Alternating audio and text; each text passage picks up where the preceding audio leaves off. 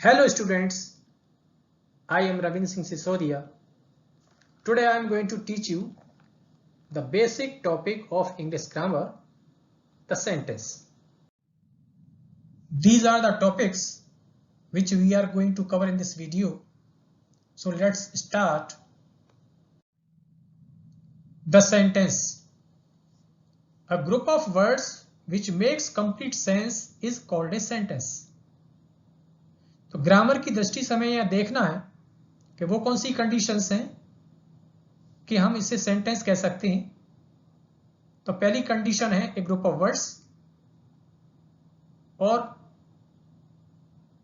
Those words should be placed in a proper order so that they give us a complete sense, then only we can call it a sentence. तो यहां पर example है the sun rises in the east. तो group of words भी है और it is giving a complete sense, so we can call it a sentence. इसी को अगर हम दूसरी तरह से रख दें कि ईस्ट राइजेज सन इन दी, तो उसमें ग्रुप ऑफ वर्ड्स तो होगा लेकिन वो प्रॉपर ऑर्डर में नहीं है, इसलिए हम इसको सेंटेंस नहीं कह सकते. तो इसकी ये कंडीशन बहुत जरूरी है कि the words should be placed in a proper order, then only we can call it a sentence. Same way, where do you live, give me your book, how beautiful the city is, ये सभी sentence हैं. Kinds of sentences. Sentence चार प्रकार के होते हैं: assertive sentence, interrogative sentence, imperative sentence and exclamatory sentence. इन्हें हम स्टेटमेंट्स, क्वेश्चंस, कमांड्स एंड एक्सक्लेमेशंस भी कह सकते हैं.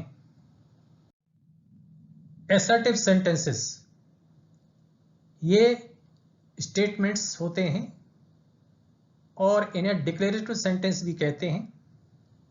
ये वाक्य फैक्ट्स, इवेंट्स, एक्शंस अथवा कंडीशंस का बोध कराते हैं.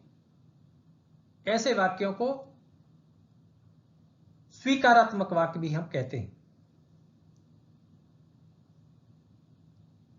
जैसे honesty is the best policy, Delhi is the capital of India, we should respect teachers, I love my country. तो ये सब स्टेटमेंट्स हैं, अतः इनको हम एसर्टिव सेंटेंस कह सकते हैं या डिक्लेरेटिव सेंटेंस भी कह सकते हैं, और इनके एंड में फुल स्टॉप लगाना आवश्यक है. Types of assertive sentences. ये दो प्रकार के होते हैं: affirmative sentence and negative sentence. जब हम वाक्यों को स्वीकार करते हैं, घटनाओं को, तथ्यों को स्वीकार करते हैं, ऐसे वाक्यों को अफर्मेटिव सेंटेंस या स्वीकारात्मक वाक्य कहते हैं. जैसे Ram is a good boy, this is my book.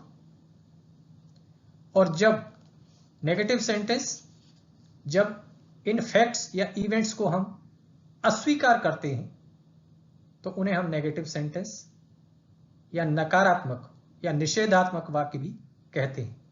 जैसे Ram is not a good boy, this is not my book. तो इनकी पहचान नो, नॉट या नेवर से की जा सकती है. इंटरोगेटिव सेंटेंसेस, प्रश्नवाचक वाक्य. इनमें हम क्वेश्चंस पूछते हैं और इन वाक्यों के अंत में क्वेश्चन मार्क लगाना जरूरी होता है. ये वाक्य भी दो प्रकार के हो सकते हैं.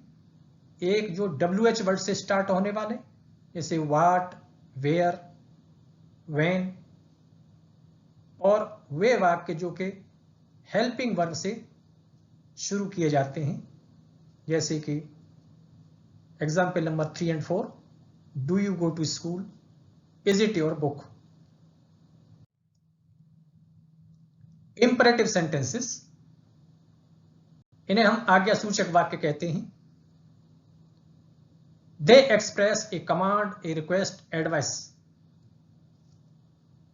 इनमें हम उन वाक्यों को रखते हैं जिनमें आदेश देते हैं या रिक्वेस्ट करते हैं या कोई सलाह देते हैं।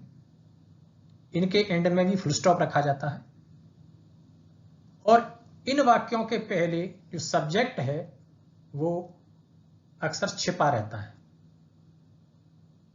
अक्सर इनमें सब्जेक्ट यू होता है जो कि वाक्य में नहीं बोला जाता है। जैसे कि गिव मी योर पेन, तो here it is understood that you give me your pen, तो यहां पर यू छिपा हुआ है। Same way don't disturb me, यहां पर भी यू छिपा हुआ है कि यू डोंट डिस्टर्ब मी, तो दैट इज अंडरस्टूड। तो इन वाक्यों में सब्जेक्ट छिपा रहता है, इसलिए इनको इंपरेटिव सेंटेंस कहते हैं। समटाइम्स यू भी एक्सप्रेस किया जाता है फॉर ए स्पेशल रीजन। जब हम किसी को इंडिकेट करते हुए हम जोर देते हुए कहते हैं यू बी क्वाइट, तो in that condition you is also expressed, subject you is expressed. Next है एक्सक्लेमेटरी सेंटेंस। इनको हम विस्मयादिबोधक वाक्य भी कहते हैं। दे एक्सप्रेस स्ट्रॉन्ग फीलिंग्स, जो हमारे माइंड में कोई सडन फीलिंग उठती हैं, जैसे कि खुशी या कोई गम या कोई आश्चर्य या कोई विस्मय, ऐसे वाक्यों को हम एक्सक्लेमेटरी सेंटेंस कहते हैं। जैसे कि how beautiful is the rain, what an idea, how nicely he played, oh god. इन वाक्यों के अंत में एक्सक्लेमेटरी साइन भी लगाया जाता है। Structural classification of sentences. Structure के बेसिस पे हम वाक्यों को 3 भागों में बांटते हैं: simple sentence, compound sentence and complex sentence. Simple sentence,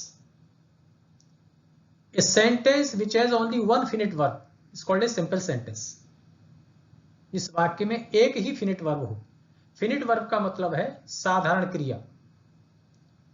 इसमें बी फॉर्म्स की वर्ब्स भी हो सकती हैं या कोई फुल वर्ब्स भी हो सकती हैं, जैसे कि रीड, गो, स्लीप, प्ले एटसेट्रा। जैसे कि एवरीबडी नोज गांधी जी, तो यहां पे नोज ये फिनिट वर्ब है। सेकेंड एग्जाम्पल में the earth moves around the sun, तो यहां पे moves is a finite verb. Seeing the teacher the boy stopped talking, तो यहां पे stopped is a finite verb. The box is too heavy to lift, तो यहां पर इज जो है ये फिनिट वर्ब है। तो इसे हम सिंपल सेंटेंस कहते हैं। और इन्हें हम ऐसे भी कह सकते हैं कि a simple sentence has a subject and a predicate। उसे भी हम सिंपल सेंटेंस ही कहते हैं। नेक्स्ट है compound sentence. A sentence which is made up of coordinate clauses is called a compound sentence। When we join 2 or more coordinate clauses with a coordinating conjunction, then it is called a compound sentence। It has only one subject and one predicate। इसमें clauses जुड़े होते हैं, लेकिन वो clauses coordinate clauses होने चाहिए। coordinate clauses equal degree या equal rank के होते हैं, और उन्हें जब हम coordinating conjunction and but etcetera के द्वारा जब जोड़ते हैं तभी वो कोऑर्डिनेटिंग क्लॉज कहलाते हैं। ऐसे वाक्यों को हम कंपाउंड सेंटेंस कहते हैं। जैसे he is a boy and she is a girl, तो यहां पे 2 क्लॉज हैं, he is a boy and she is a girl. ये दोनों क्लॉज एंड कंजंक्शन के द्वारा जोड़ दिए गए हैं। And is a coordinating conjunction, इसलिए इस वाक्य को हम कंपाउंड सेंटेंस कहेंगे। Same way he is poor but honest, तो यहाँ पे बट जो है इट्स ए कोऑर्डिनेटिंग कंजंक्शन और इससे दोनों वाक्यों को जोड़ा गया है कि he is poor and he is honest. Third example, she is not only beautiful but also talented, तो यहाँ पे नॉट ओनली बट ऑल्सो ये कोऑर्डिनेटिंग कंजंक्शन है जिसके द्वारा इन दोनों वाक्यों को जोड़ दिया गया है।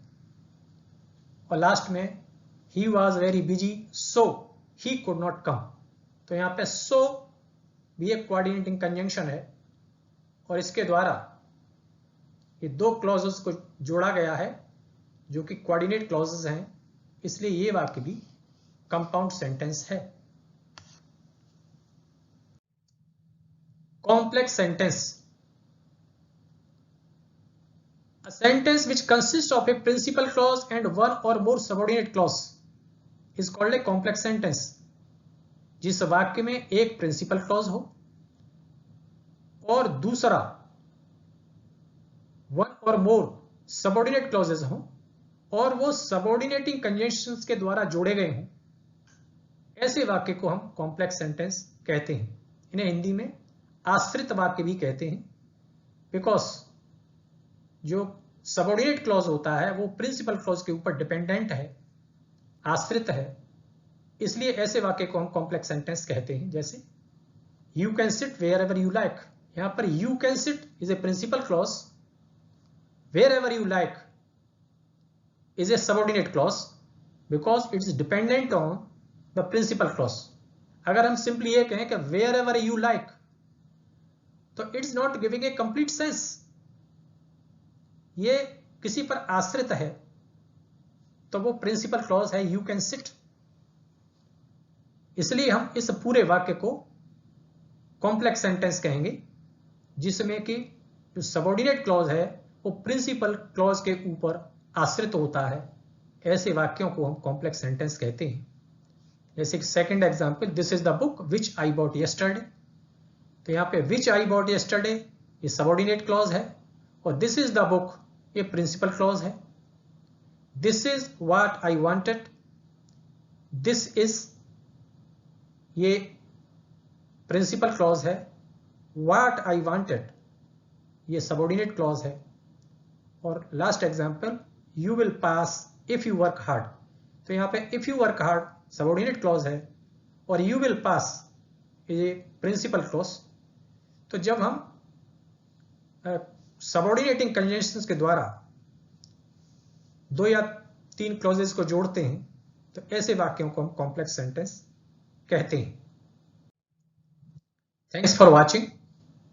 अगर आपको मेरा वीडियो पसंद आया हो तो आप मेरे चैनल को सब्सक्राइब करें, लाइक और शेयर करें तथा बेल आइकन को दबाना न भूलें, जिससे मेरे आगे आने वाले वीडियोस की नोटिफिकेशन आपको समय पर मिलती रहे। Thank you.